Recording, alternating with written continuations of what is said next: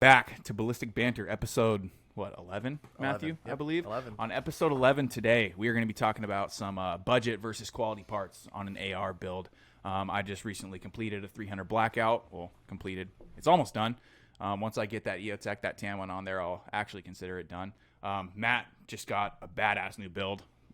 Took it out and ran it in the desert, suppressed and whatnot the other day. How'd it do? It did really well. Yeah? I didn't. Give me some details on it, man. Really How well. did it run?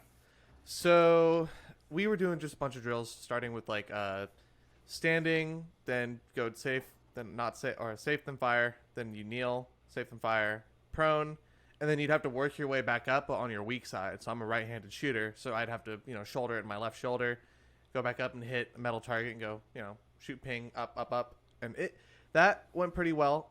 I will say I am lacking in the accessories department, or the fundamentals, I should say. Let me grab this real quick.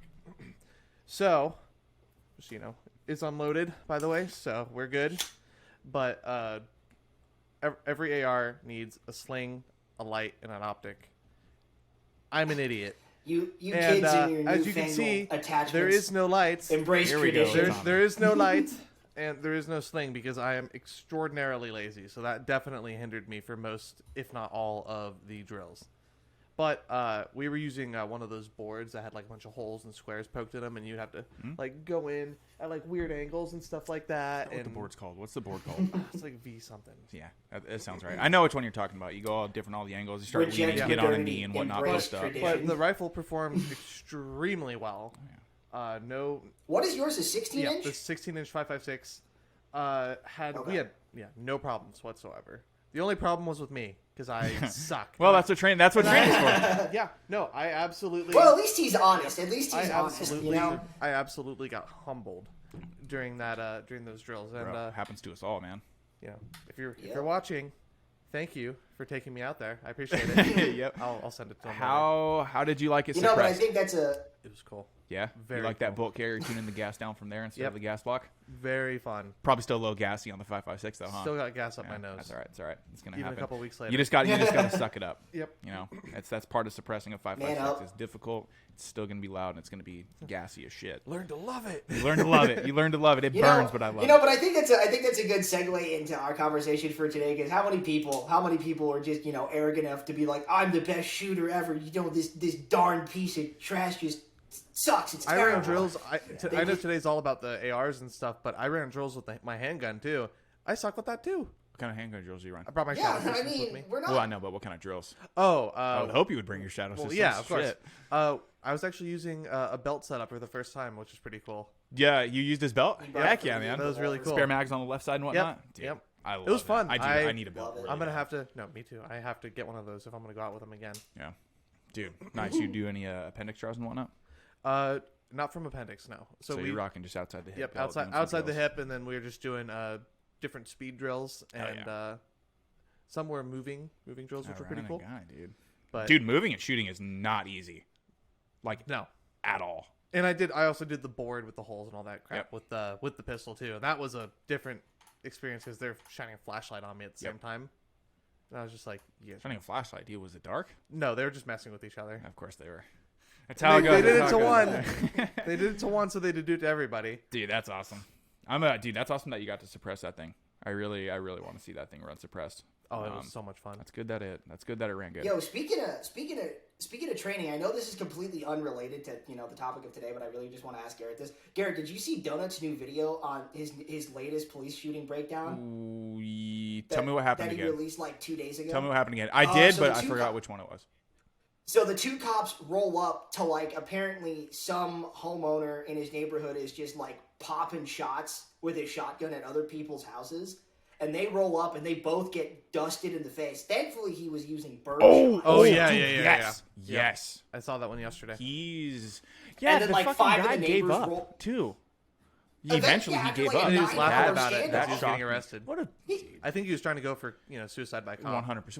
Well, you saw at the end of the video, he was like, "Why didn't you guys just shoot me?" Yeah. So Yep, that I was about to 100%. say I couldn't tell if he was 100% sober and just mentally incapacitated, or he was actually on something. Well, I it could could not be either tell. one or a combination of both. Because usually those But kind then of go hand in hand. shout out to like But shout out to like 5 of the homeowners of that neighborhood who all just rolled up and gave the cops cover while they. I know some guy was laying down rounds with his 1911, just in his his khaki shorts, tucked in shirt, just an old geezer, man. Good for him though. Man rolled probably with his dad's old Colt government. His old Colt government. I guarantee you that dude was law enforcement. 100%. He had to be. Neighborhood watch. Don't mess with the neighborhood watch. Dude, it was so refreshing though to see people answering the call of like seeing, oh shit, these guys need help, and stepped in to just do whatever they could, because that situation could have gone real south real fast, and it was crazy to watch. It's amazing that happened over a year ago and just now the footage got released. Legal stuff. I'm curious as to why, no, I know, but I'm curious as to why that took so long. Like, what particularly was delayed? Don't ask me. But all right, that's my quick aside. We can get into the topic. I wanted to briefly talk about that. No, you're good, dude. Now I saw it. It was a wild one. Back to the topic: AR builds, quality versus other stuff, right? Lower budget items. Yep. Making a good AR, right? Something that I just did is I kind of made a high-end 300 blackout. Yep. Obviously, I'm pretty sure I've showed it on camera, Yep. right? Have I? Yeah. That was episode 2. Oh, that's right. We took it out to the desert. We posted that stuff too. Yeah. When it Oh, And no, we that's briefly different. That's touched on different. it in our silencers. We did the PO. We did Or your our POF subsonics episode episode. 2. That's what it was. That's right. Yeah, Episode 6, when we did our subsonics, That's- is when we yep. touched Yeah, on there it his, is, there it is. There you go. his build. So quality AR builds, right? You can hop on Reddit, Instagram, God, whatever social media platform you want, and just look at some of these crazy builds on both ends. Pinterest, yeah. Let's go on Pinterest and look for an AR build. But you can go on any of these social media sites and you can see like both ends of the spectrum, right? Yeah. Horrible, laughable AR builds versus like your crazy. If you know who Tam Fangram is on Instagram, I kind of modeled one of my ARs after his on his 300 blackout. Not a one-for-one It's copy, but he gave me some amazing. inspiration. What's up, Tom? I said it's amazing how much, like, because let's say, for example, like, you just try to go, like, high end, like a Knight's Armament or something, or a Daniel Defense, and then you just start throwing money on this thing, tricking it out with everything possible. New rail, lights, grips, lasers, EOTechs, or God forbid, like a thermal optic or something. Yeah, got about Just $8 because grand you spent on can. a thermal optic. But that I'm actually glad you brought that up, Tommy, is because I have no problem with buying an AR, right? Dude, I want a Daniel Defense Mark 18 very, very badly. I mean, we were cloning the so DDM4 V7. Exactly. with Well, it mine. looks just like it. Yep. I have no problem with buying ARs, running them right out of the box. What I have a problem with is people buy these crazy expensive ARs. They take triggers out. They put new Geisley triggers on there. They replace the charging handle. They replace the bolt. They replace the flash hider. Give me and a better everything bolt like that. carrier group. Than Yeah, exactly. And here's my little gripe is when people buy these very expensive ARs and then they start replacing parts to customize it out to them. Well, here's the thing. I know not everyone has accessibility to build their own AR, whether it's tools and stuff. We can go over what tools you need. But why buy an AR if you're just going to replace everything? You're basically taking everything out of the shell and just, spending more money at that point. That's why I'm a huge fan of building ARs. That's why I kind of dove into it on that 300 blackout, challenge myself. And, make it one of a kind to me instead of just buying one and then throwing more money away on different parts, right? That you may or may not need. And this is kind of something that we touched on, I believe, when we talked about our like getting into concealed carry and like what's good versus what's bad, and if you don't have a budget, like here's some budget friendly options. And I have this conversation with a buddy of mine all the time. Because he's like, I'm gonna buy this or this. I'm like, don't blow the money you barely have on something that is so suboptimal just because you want to, put something, in your closet or under your bed, or for whatever reason that you may think you need it. It's not worth buying or overpaying for what essentially amounts to a piece of hot garbage. I mean, come on. I keep telling him, I'm like, you should wait and, put a little more money into something that's a little bit more budget friendly, but still better than whatever it is you're already considering. Yep, 100%. I 100% agree, because I kind of did that philosophy when I was building that 300 blackout. Right, Matt, dude, that took me forever. It did. I mean, last year of college it took me the entire year to build that rifle out. For a couple different reasons, but I didn't want to throw almost $3,000 away, which is almost what I spent on that thing. So you can kind of tell the quality versus budget parts on that. I didn't want to spend that much money at once, so I kind of pieced it together as I went, and that's why I kind of like building them. Is you can kind of piece it together, pace it how you want. I built the lower first, and I would just run that lower on the pre-made uppers that I had from like POF or one of my Colt uppers and whatnot. It's very similar to me. It's like building a PC. Yeah. There's tons of awesome options. Like you can go build Redux, you can go Zotac, you can go whatever. But I saved well over $700, I'd say, on this AR than just straight up buying the DDM4 V7. Sure, I still want it. That's because I have a problem. Basically, that's because I have an issue. That's because I have a problem, and I see it and I want it. I love supporting people that are based here in the United States, like Daniel Defense. But yeah, no, it's it definitely is an option to do your research, take all the time you need, then just give it a shot.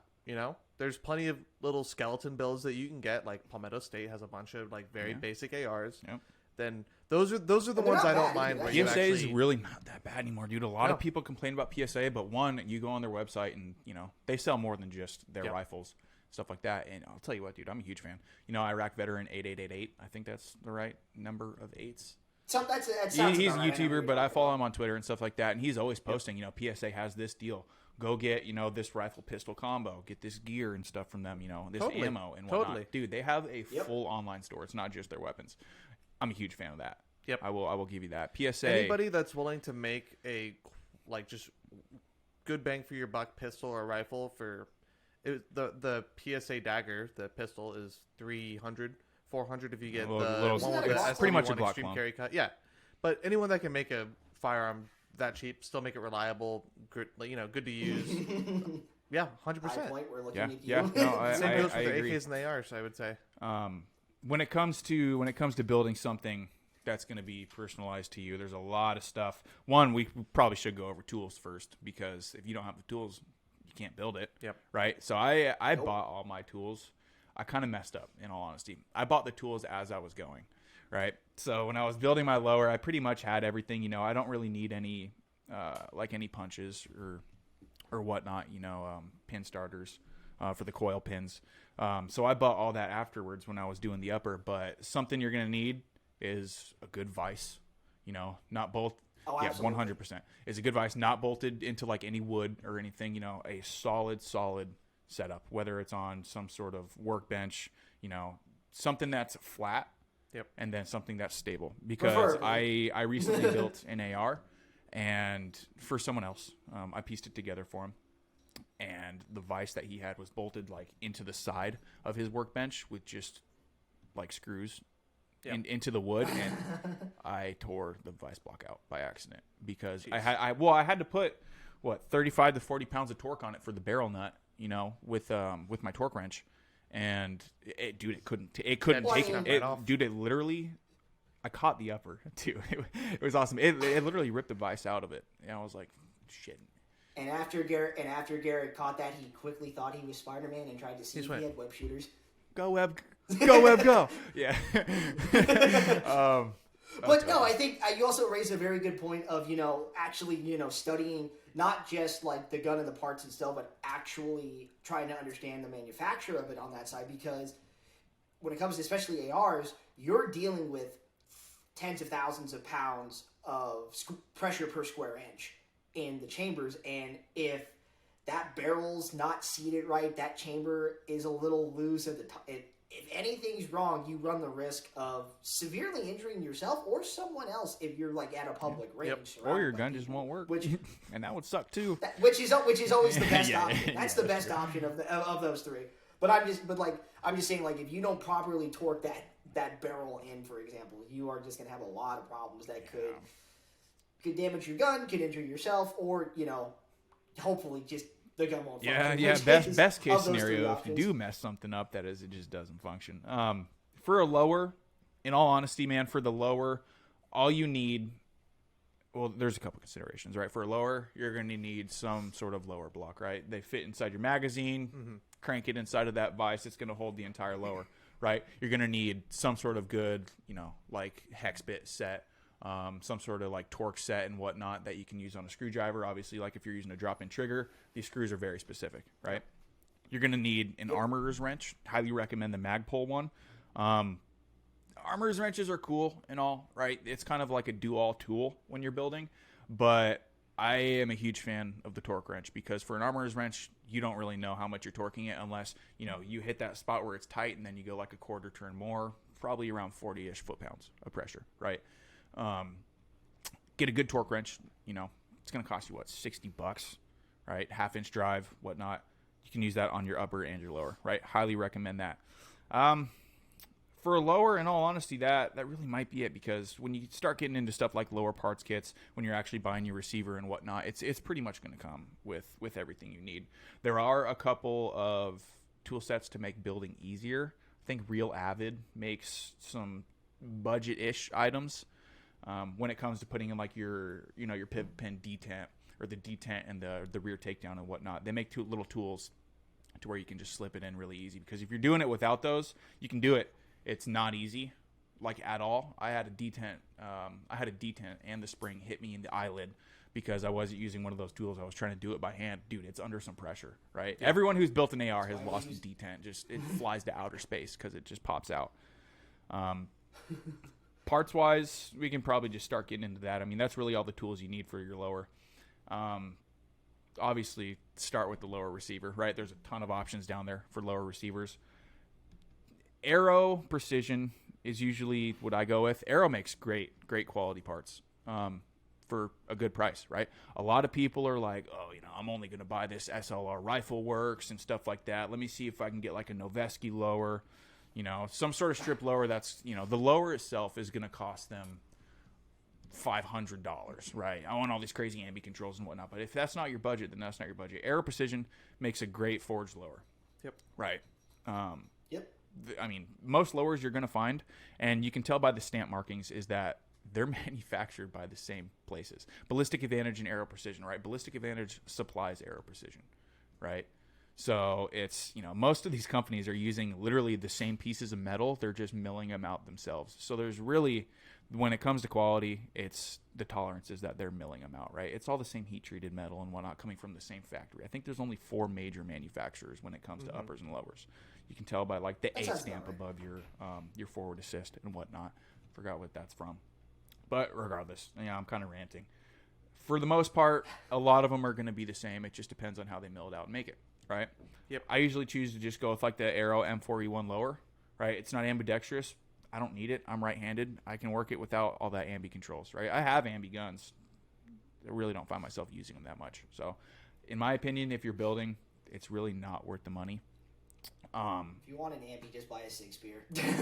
If you're just getting into the hobby, and you are working with a limited, budget, then ambi controls are totally unnecessary. Just get what you are. If you're a right-handed shooter, get your right-handed shooting controls. Yeah, if you're lefty, you might want to consider it. Yeah, if you're lefty, it's a different story. But I mean, it's the difference of a couple $100s too. Like an SLR Rifle Works, upper and lower kit. If you buy like the upper and the lower together, the stripped versions of it, to where you can still piece it out, it's going to be like $700 probably, right? An Aero lower, I think it cost me $145. Not bad, right? They're all generally going to be in that. CMMG makes great options for it.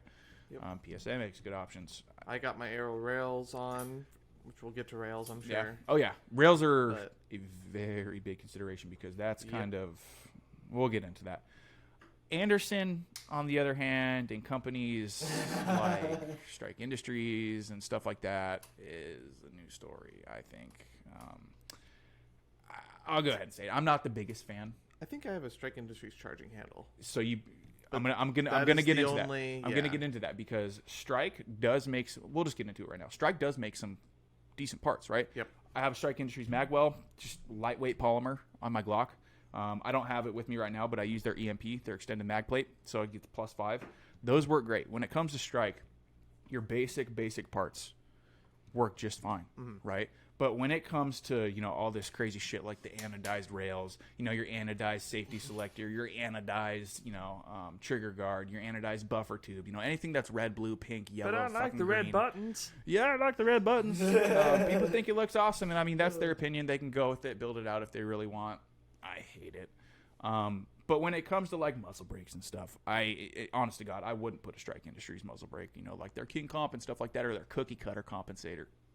That's got to be the most ugly piece of pot metal that I've ever laid my eyes on.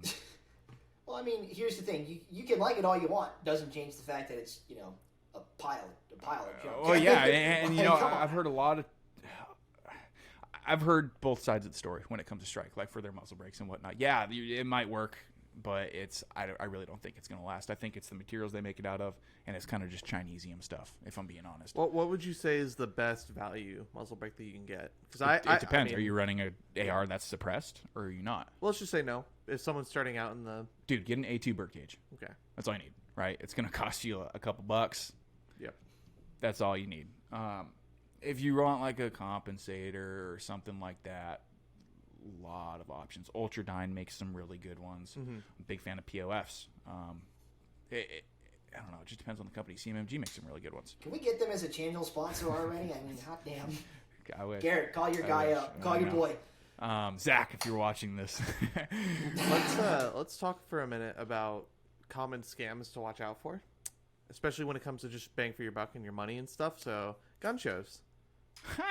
Gun shows. Matt's So- walked around with gun shows. So Matt, are you going to tell the story, or do you want me to tell the story? you can tell it, but let me just start off with this. So the one thing that I would warn any new gun hobbyist when getting into building your AR or buying an AR, you're walking around these gun Or buying any gun, for that matter. You're walking around these gun shows and you see those big booths or tables with like all the super colorful ARs just lined up, and they're selling them for like walk the other direction. $1,500 to $2,000. No, walk away. They're awful.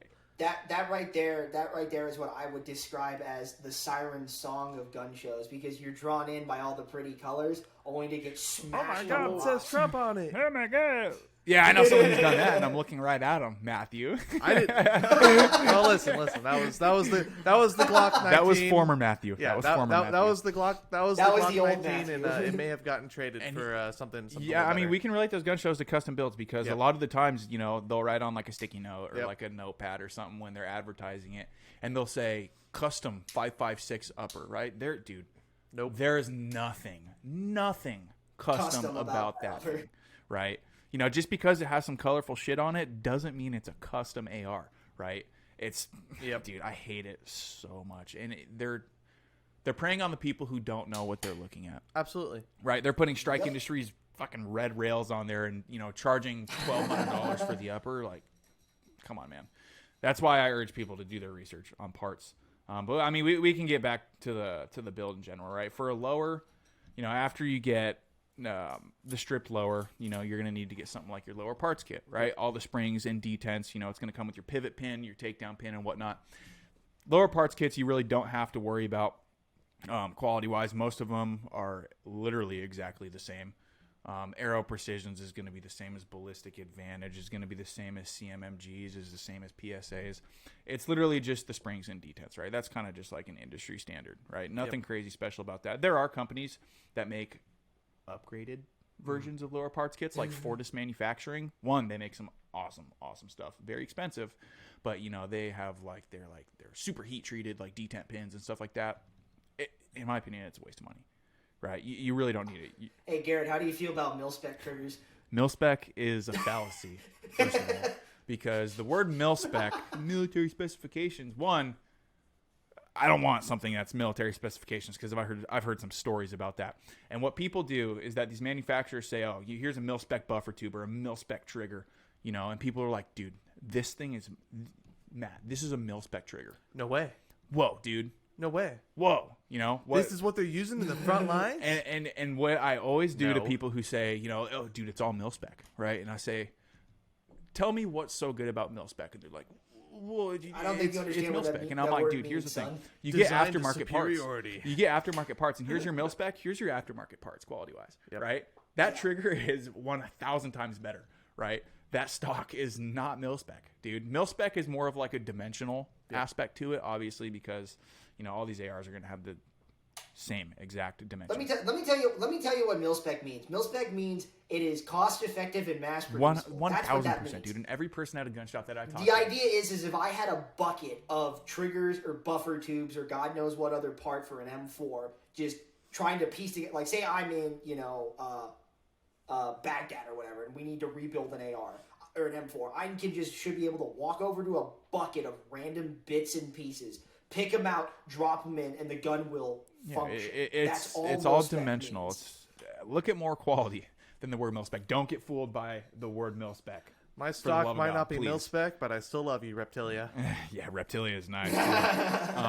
Mil-spec is, again, more of a dimensional thing when it comes to just your basic run-of-the-mill parts, right? Most ARs that you'll buy off the shelf come with like a mil-spec trigger. No big deal. After you get your lower parts kit, most of the time lower parts kit will come with your grip. That's something that I always usually customize myself. I use the same thing that you have, Matt, that Magpul MOE grip, just because I like it. It's sleek. It's got a little texture to it. I got that angle 4 grip too, just because I love it so much. Magpul makes good stuff. Yeah, Magpul. Base Magpul makes some good stuff, man. I use their grip. I have one of their AFGs on the front too for my 300 Blackout. I have no complaints with their stuff. I'd rather use that over like an A2 grip or something like that. So that's always one thing that I choose. Arrow lets you put a Magpul grip inside the lower parts kit and it ships with it. That's great.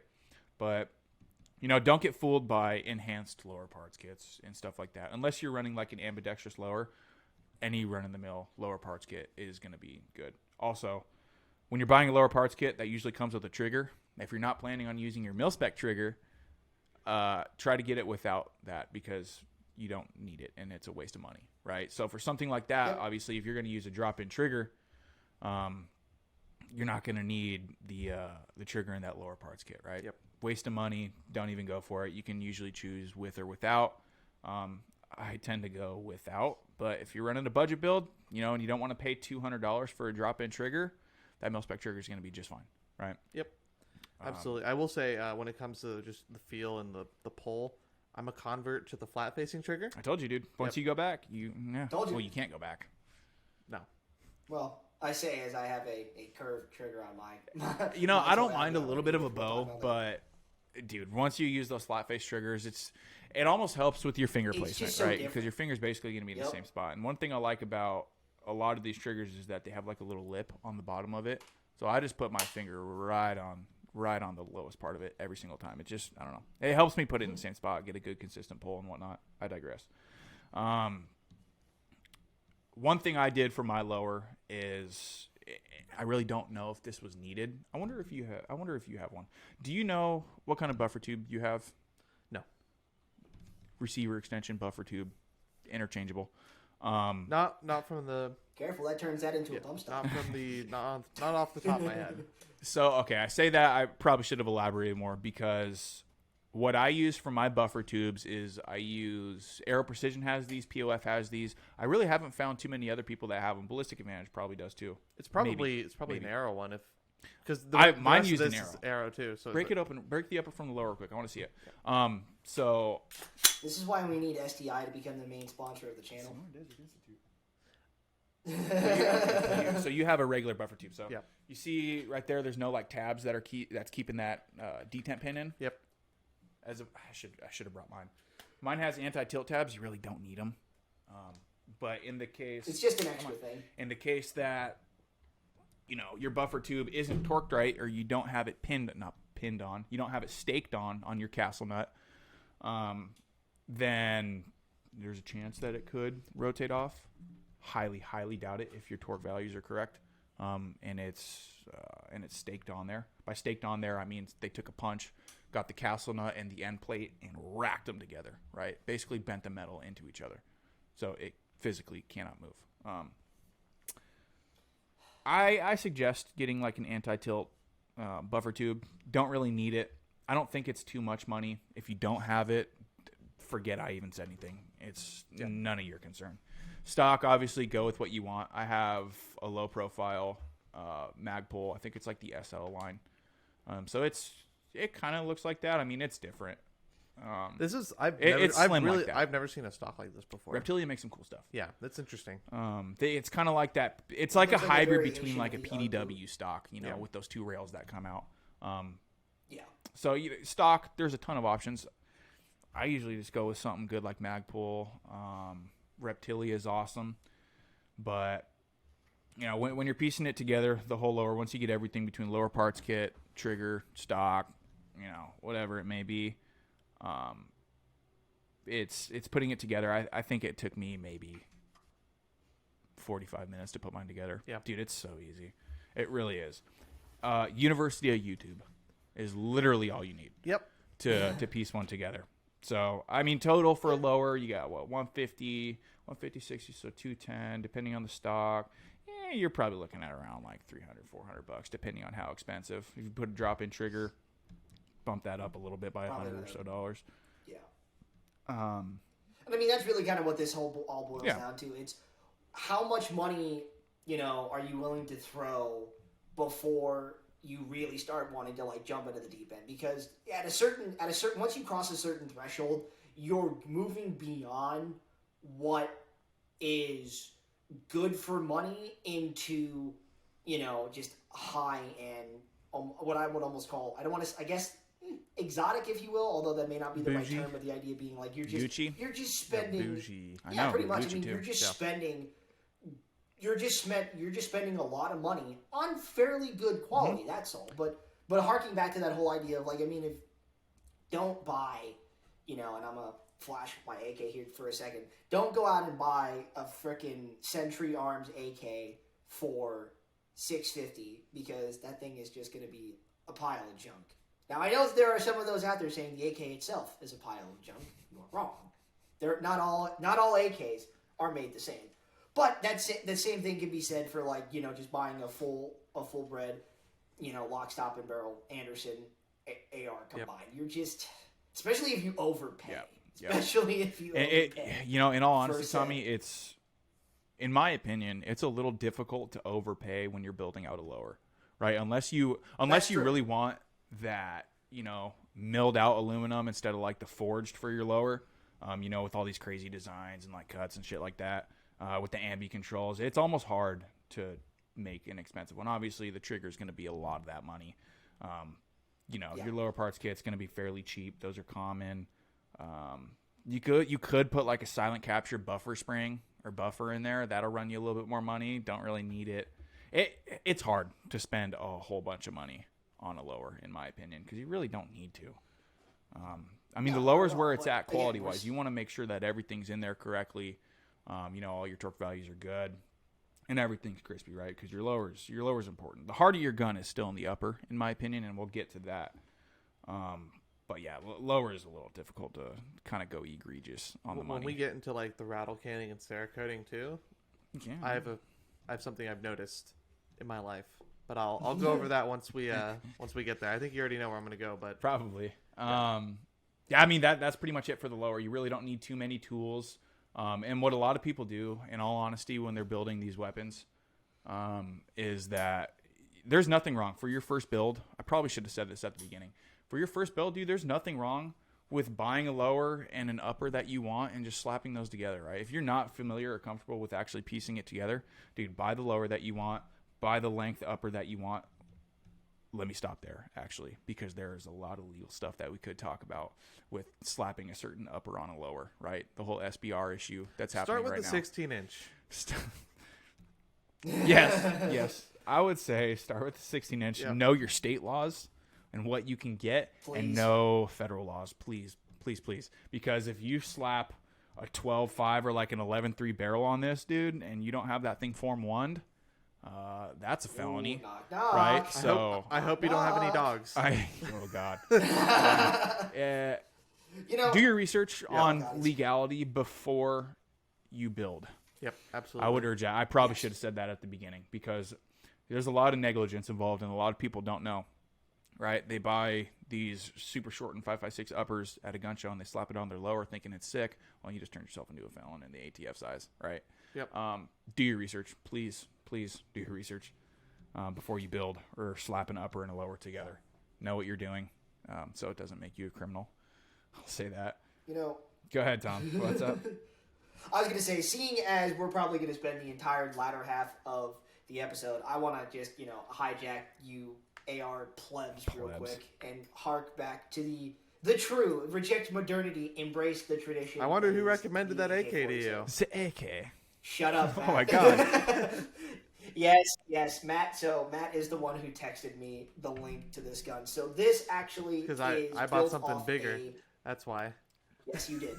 Well, yeah. So this, I'm going to put this up on the camera. This is actually built off a Romanian's parts kit. So the furniture and some of the internals are not original to the gun, but things like the receiver, the bolt, and things like that are from the original factory issue Romanian, which I think is kind of cool, which opens up a completely different avenue if you're looking at building. Like, say you want to actually get into building your AK off, say, like certain parts kits. That really just comes with a lot of reading because different parts kits are rated for different things. Like, for example, if you buy any of the Zastava M70s, those are rated for even being built into like an RPK because of the way their trunnions are. Yeah, Zastava's nice. Which I think which to me is actually a really cool feature that the Yugos decided to do. But, it's one of those things, again, where you have to do the research on what type of parts kit you're getting because all of these AKs don't have receivers and trunnions, which are technically different. Tommy, do you know, speaking of your AK and where it came from, do you know the story of the town that your AK came from? The town? Kuzir. No, I'm blanking on it. So I read it. So about it when you can stop me if I'm wrong, but when I had some housework done, I hired some guy to come in. Very cool dude. He's from Romania. Oh, yes, right. And he basically explained that back in the day, he can correct me if I'm wrong, but it was Kuzir, which was the weapons manufacturing town. But back then, they didn't know. The citizens did not know what was going on. All they knew was there's a big military presence defending this big warehouse, and I believe it was his dad who basically goes, well, they're either making a bunch of cigarettes or they're making weapons because of what they were using to go in and actually produce material, which I thought was super interesting. And lo and behold, Kuzir became one of the most one of the world's most famous weapons manufacturing towns. It did, yeah. It's a parts kit. It's a parts kit from Kuzir, Romania. That's sick. Same as my PSL. It's chef's kiss. Oh yeah, it's awesome. Well, that's one thing too, because you can consider that AK a build because that parts kit, right? There's quality parts kits, Yugos, Russians, stuff like that. Yep. Romanians. There's good parts kits, and then you get to like Bulgarians the Anderson of AKs. Are exceptional. The Anderson of AKs. And it's one of those things, though, too.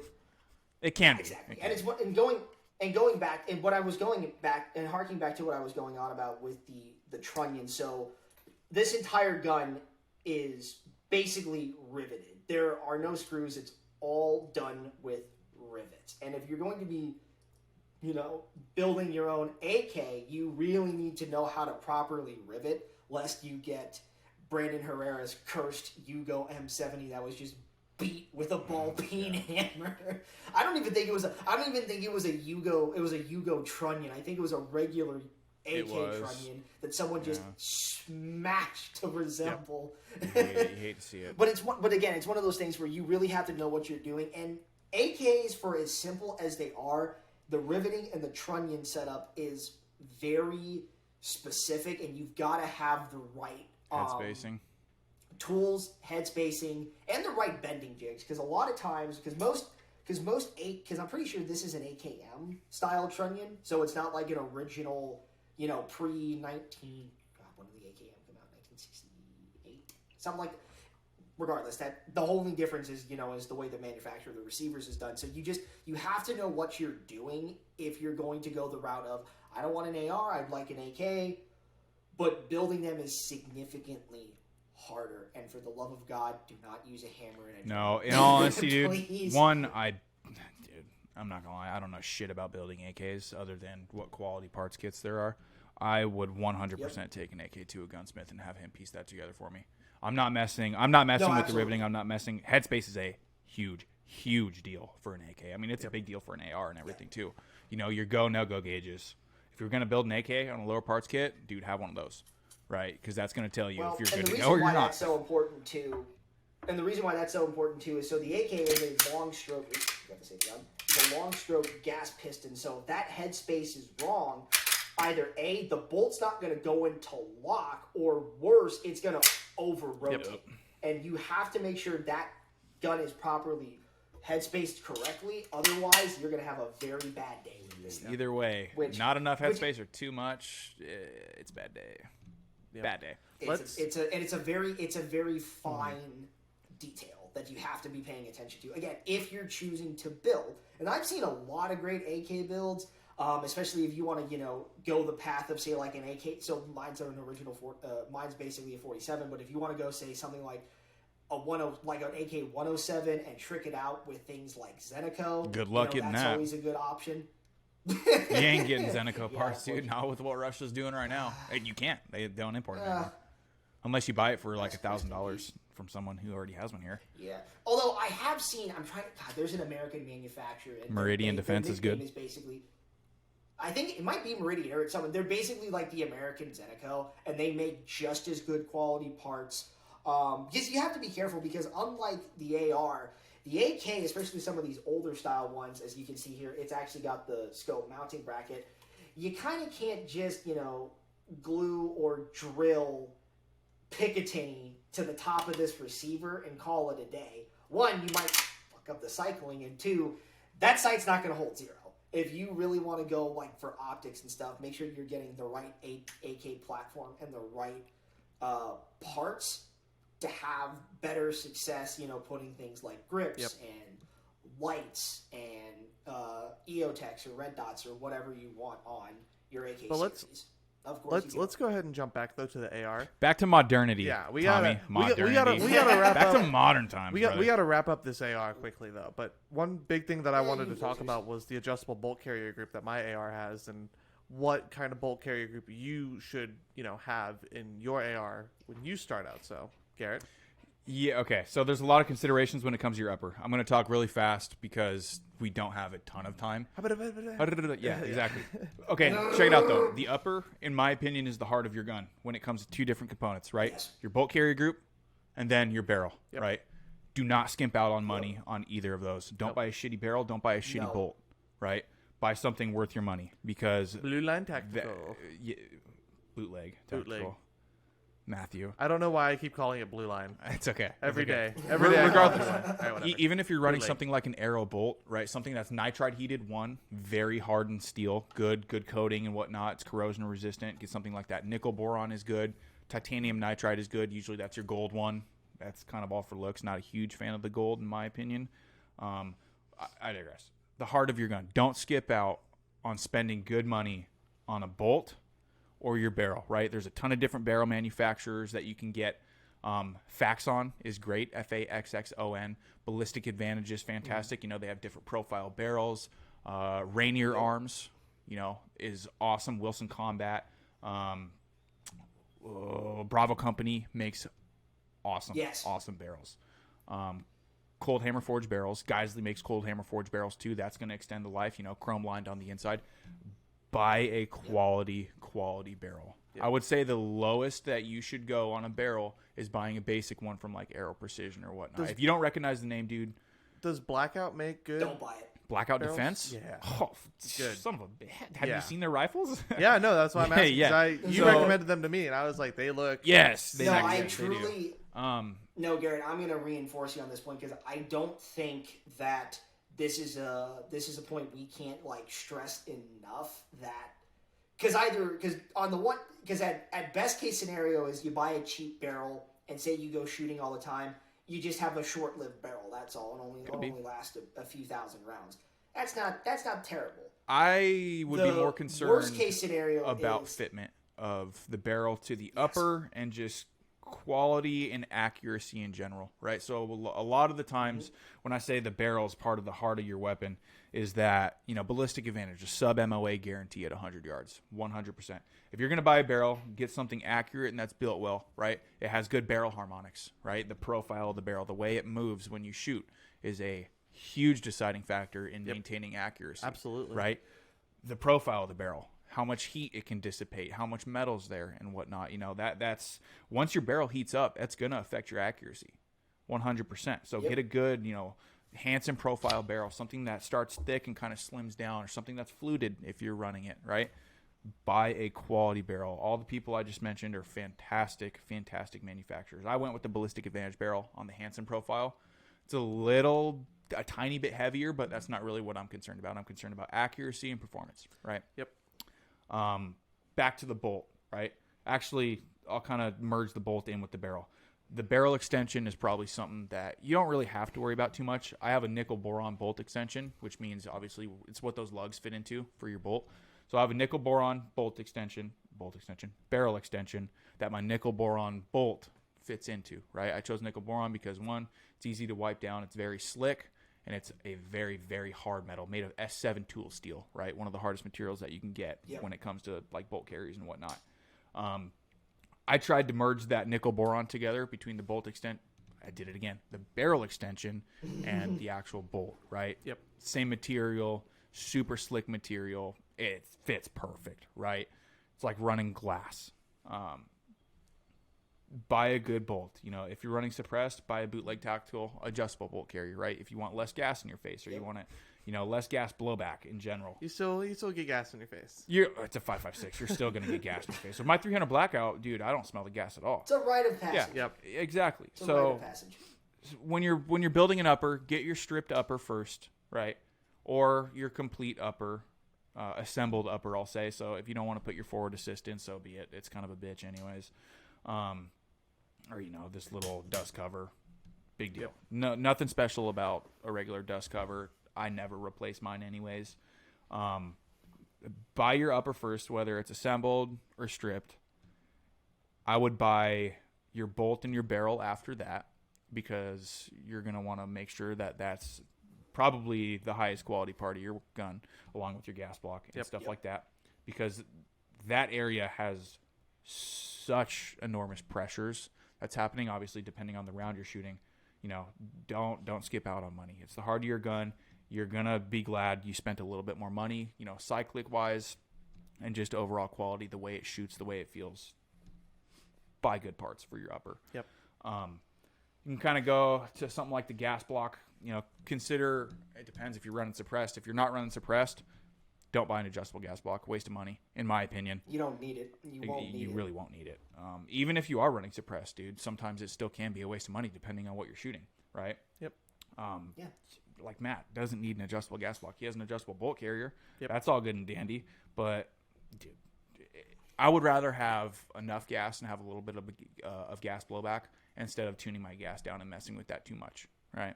You don't really need it. Get a good like stainless gas tube and stuff like that. That's really none of your concern. Tools. Actually, we'll go over tools in a sec. Rails is another big consideration for your upper, right? If you're kind of leaning on the budget side, Arrow makes great rails. Ballistic Advantage makes great rails. Yep. I got Arrow on mine. Yep. Nice slim, rails. They're going to heat up a little bit more, and that's something that you should take into consideration if you're going to be running ammo through it. Extremely light, too. Exactly. But, that comes with the price of heat, right? Yep. Your hand's going to get hot. I chose Geisley Mark IV rails. They're heavier, but they're thicker. I mean, I saw the owner of Geisley literally hit him against a concrete curb, legitimately against a concrete curb, and it did nothing to it. Rails are a very, very big deciding factor, right? So when you put your barrel... Are they all Picatinny? What's up?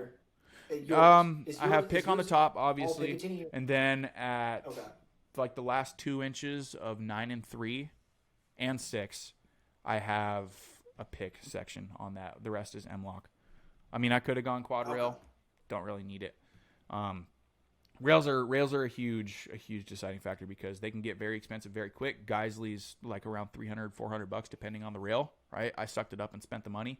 Rails are also going to help, like if you're running a PEC 15 or a D-ball on, it's going to help that laser, that infrared, whatever you're running, retain at 0, right? You buy a cheap rail from Strike Industries or something like that, your red anodized rail, dude, good luck holding 0, right? On if you're running lasers or whatever it is. And that goes back to what I was mentioning, like with the AK stuff, is like it does not matter what you throw on the gun if it's not holding zero. I don't care if you spend $1,000 on your EOTech sight or whatever the hell it is. Can't hit it. There. If it's not Waste holding money. zero, it's you wasted your money and there's no reason to have it on the gun. I mean, it's Couple good rails that I would recommend if you're on the budget. Dude, go for an Arrow or Ballistic Advantage. Same thing, literally the same exact rail because Ballistic Advantage supplies Arrow. Daniel Defense, the Riz 3 is sick. The Riz. The Riz. My AR. Geisley is my personal favorite. Something that Matt likes. Geisley and Daniel Defense are generally more expensive. Bravo Company's sick, right? SLR Rifle Works is awesome. There's a ton of different awesome rails that you can get. That's going to come with your barrel nut, and that's obviously, we could get into how to secure your barrel and stuff like that, but when you put your barrel onto your upper, you fit it, you put that little the pin that's on your barrel extension into the upper. Obviously, there's only one way to orient it, obviously. Your barrel nut that comes with your rail is going to be specific to your rail. Usually it comes with a tool. And that's how you're going to secure it all. So like these little screws right here, I know this is like a dual taper lock that Arrow uses, is what's going to secure and really, really make that rail solid, right? So you buy a cheap rail, it's going to come with cheap parts, and that thing's probably going to be a little wobbly, right? You buy something like an Arrow, Geisley, Bravo Company, whatever it is, it's going to be rock solid. A lot of them also have like set screws and whatnot, or like anti-tilt tabs, like this guy right here, Matt, that's anti-tilt. It comes back on your upper and lower receiver a little bit. That way you can't rotate it, right? So that's rails. Let's talk about muzzle devices. Yeah, I was just gonna say. If you are planning to run it suppressed, yep. I have a chemo muzzle device on my AR. So we'll talk about what that's specific to. So for muzzle devices, if you're not running suppressed, in all honesty, if you're running like a 16-inch 5.56 and you want to do some sort of like competitive shooting, whatever it is, throw a muzzle brake on there. Ultradyne, POF, CMMG makes good ones. Muzzle brakes are a dime a dozen. Get a good one. Don't get some cheap pot metal Chinesium muzzle brake that you see that you think looks cool but doesn't perform. Yep. On that note, Garrett, what's the one that Brandon Herrera always recommends for AKs? Is it JTAC? JMac Customs. JMac, okay. JMac Customs. On that note, remember if it was for what looks cool but doesn't perform, let's talk about optics too. Oh, we'll get there. Yeah. Muzzle devices, obviously, if you're running suppressed, it's just gonna depend on your suppressor. You have a chemo, right? Yep, sure do. I was gonna say it's very specific to dead air. It's specific to dead air on the mounting system, right? You can take a dead air chemo and you can plug it into something like an OSS or a what's the polonium? Otter Creek Labs polonium and whatnot. Yeah. Depending on how the back end of that can is, what the thread pitch is, and stuff like that, you can interchange mounting options. Chemo is going to be specific to dead air, right? It just depends. If you're not running it suppressed, just get like an A2 birdcage or something like that. You really don't need much more than that, especially if it's a 5.56, dude. They don't kick hard anyways. But yeah, do your research if you're suppressing it. Usually just use the muzzle brake or the flash hider that comes with it. Unless you're doing direct thread, then you don't have to worry about a muzzle device. Yep. If you're in a dedicated suppressed. We can get into optics. Dude, this is one of my biggest gripes. I hate. Stop looking at my vortex like that. No. I have a vortex on mine. I don't have that one. I have. Well, yeah, that's a budget. That is a budget red dot. I'll be getting a Vortex Razor Gen 3 for my 308. Yeah, $3,000. $3,000. Yeah, but like even though it's a budget red dot, Vortex is not I have the red Vortex Strikefire too. For those that don't know, it's fine. Yeah. So like Vortex, Trigicon, those are two really good sets that come to mind. Fuck, I hope you're ready to spend some money on a Trigicon, brother. If you're spending money, go EOTech too. So there you go. Might as well. Well, yeah, it depends if you want holographic. Garrett, I have been and that's something to consider. Garrett, I have been looking at a Trigicon for my M14 for almost. What's Trigicon? ACOG? Probably an ACOG or a full power scope. I haven't decided yet. I like that. Get an LPVO. I don't know if I'm gonna go for LPVO gang. I don't know if I'm going true. I don't know if I'm going true DMR or I'm going more Black Hawk down build. I haven't fully decided yet. I do love that movie, so I might lean towards that. Regardless. I know. Regardless. Get an optic set up for what you want to shoot, right? If you're going for a regular red dot, for the love of God and all that is holy in this universe, do not buy an optic on Amazon. Good. Don't buy an optic on Amazon. Preach. Please don't do it. Because a lot of these Amazon optics, are Dude, they terrible, don't even speaking from fucking work for. experience, They they're don't even terrible. work for airsoft most of the time, right? No, they don't. Again, speaking from experience, I think it's called like True Glow or something. No, don't ever time out. touch that thing with like an 80-foot pole. True Glow makes okay iron sights for Glocks and stuff like that. I will give them that. When it comes to a red dot, I'm talking like a full-fledged Don't do it. red dot. please, It's terrible. please don't do it. It's so bad. It did not work. Get something worth your money. The lowest budget I would go is something like a Riton optic, Adaball, or like a Sig Romeo 5, right? It's $150, dude. Yes. Dude, I'm telling you, if you pay anything below that for a red dot, it's going to be a piece of shit, right? Just because it looks like it goes in Call of Duty doesn't mean it does, right? You see all these little YouTube reels and stuff like that with people who have just these $30 Amazon optics with their fucking visible green lasers on it, and it just kills me, dude. It eats me up inside. Yep. You know, I mean, they're not going to hit shit anyways, but buy a quality optic. Can you tell he's passionate about this? Optics, dude, yes, I am. Dude, I spent like $1,500 on my AR optic, the fucking Vortex that I have. But, I mean, the quality you get, you know, accuracy, sub-MOA accuracy. You pair that with a good barrel, good scope, dude, you're hitting your targets. Obviously, if you're zeroed and whatnot, it's mounted correctly with correct torque values. That goes back to your tools. Get a good tool. Get a good scope. If you want something holographic, just beware that it's going to look a little grainy on the reticle. That's just how it is. That's how it's displayed. For a red dot, if you don't place your head in the exact same spot on your stock every single time, it's probably not going to be zeroed because that emitter, you have to look the same every single time, right? It's not a big deal if you're off a tiny bit, but you will see that dot move with your head. It's not like a holographic to where it stays in the same exact spot. And that's why I like EOTech so much, is that even if that front glass is broken or you're moving your head around on the stock, switching sides and whatnot, that emitter is in the same exact spot because it's holographic, right? I digress. Buy a good optic, please. If you're going to build your right, just don't buy anything from Amazon. Yep. The lowest I would go is a Sig Romeo 5. Mm-hmm. Good little. And if you buy like an upper with no irons, Magpul makes attachable Picatinny ones for what, The $20, M-Bus, dude. I think is The what Magpul backup. I'm pretty sure sights. that's what my dad and I spent for one set of our ARs. Just because ours didn't come with them, we bought them, and it's just you can actually hit your targets now. They're not fancy. They're just meant to be a stopgap until you decide to go for something. You're gonna be sorry if you don't buy a good optic because you'd be like, Exactly. why is my grouping this big? You know, at 15 yards. We can talk about attachments real quick because that kind of goes into the sights. I'm a big fan of just that angled foregrip or something like that. Even if it is, you know, I don't like the broomstick foregrips that much. You don't like vertical Not foregrips? really. If I'm getting a foregrip, See, I'm the opposite. I don't like the angles. If I'm getting a foregrip, I just don't like the angle foregrip. if it is a vertical grip, it's going to be a very stubby one, right? Because I like to angle my hand. no, that I'm not makes going to sense. hold it. Anyone who says they know what they're doing with the gun, you know, you go to the range with someone, oh yeah, dude, I know what I'm doing with guns, and he grabs the broomstick handle like that and tries to shoot. Wrong, dude. Cant your hand a little bit, pull that sucker into you, and just use it as like a hand stop, right? I love hand stops, but I mean, don't let anyone tell you what you can and can't put on your gun attachments wise. You know, if you like the angle grips and someone else doesn't, dude, don't let them tell you you're wrong. That's usually what I go for, either that or like some sort of stubby grip. It just depends how you like to shoot, whether you C-clamp your hand or not. I've become a C-clamper. With these rails, you kind of, I mean, with how thin these are and how slim they are, you're going to probably have to C-clamp. I'd say so. When you're getting into a little more expensive stuff, one, buy a sling for your AR. Get a QD mount or some sort of rail that has it already ready to go on it, right? Get a good sling. Onward Research Grand Thumb slings are rad, right? I have one of those.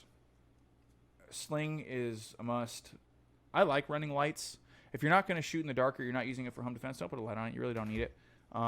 Buy a good light. There's a lot of shit out there like O-Light or like your Amazon little light laser Well, the cheapest you should go is Streamlight.